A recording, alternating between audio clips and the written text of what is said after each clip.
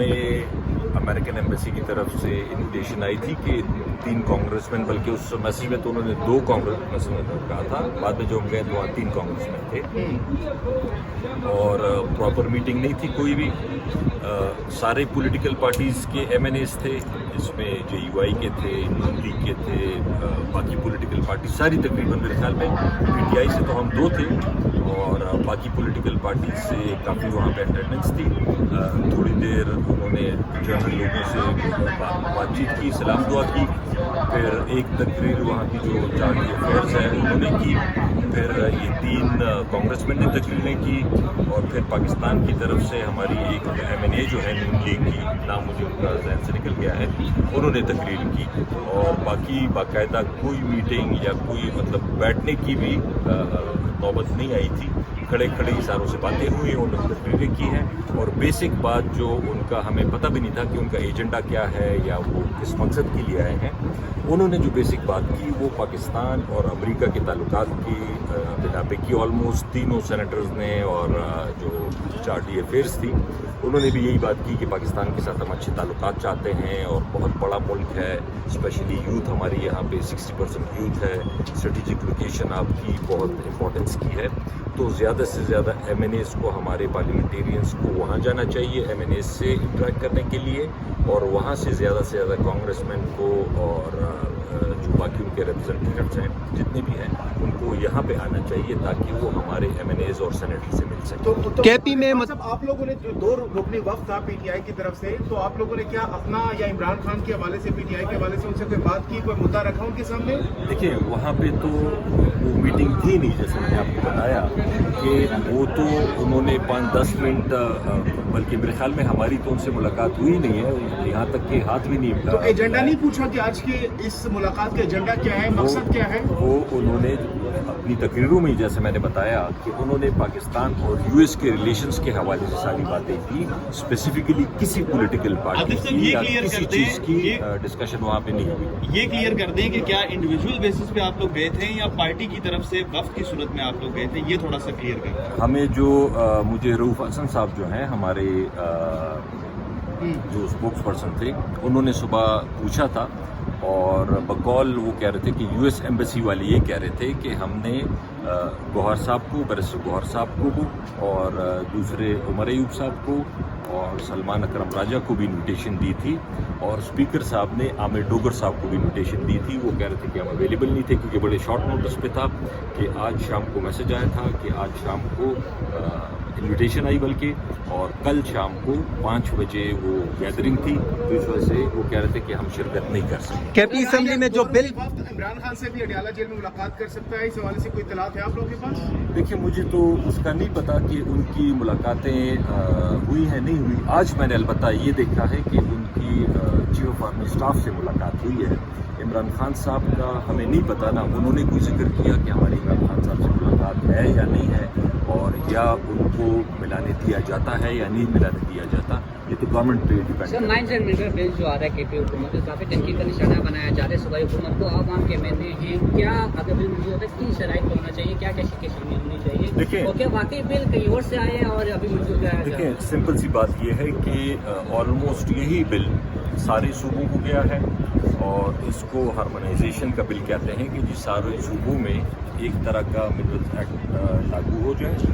اس کے لیے میں نے اس دن بھی میڈیا سے یہی بات کی تھی کہ 136 صفحے کا بل جو ہوتا ہے تو اب ضروری نہیں ہے کہ اس میں ساری چیزیں غلط ہوں، لیکن یہ بھی ضروری نہیں ہے کہ ساری چیزیں صحیح ہوں.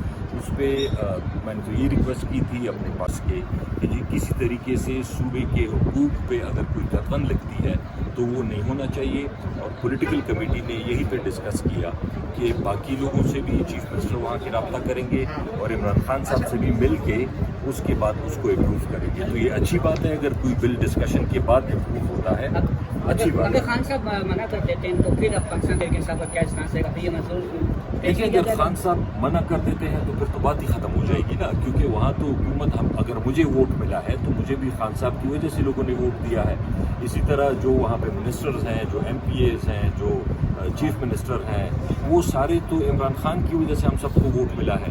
تو اگر وہی منع کر دیں گے تو پھر تو بات ہی ختم ہو جائے گی. اچھا سر یہ بتائیے گا کہ جو جیکس پیٹمین ہے اسی وفد کے ساتھ امریکی وفد جو آیا ہے، یہ پہلے عمران خان मुतालबा कर चुके हैं, उन्होंने ट्वीट भी किया। इससे पहले उन्होंने बाइडेन हुकूमत में बिल भी पेश किया। तो इतने अहम दौरे पे पीटीआई की आदत को जहाँ सफारत खाने की तरफ से दावतनामे मौसूल हुए, आप भी गए लेकिन इमरान खान का बयानिया आप उनके सामने रेज नहीं कर सके। क्या ये एक नाकामी नहीं पीटीआई की आदत की?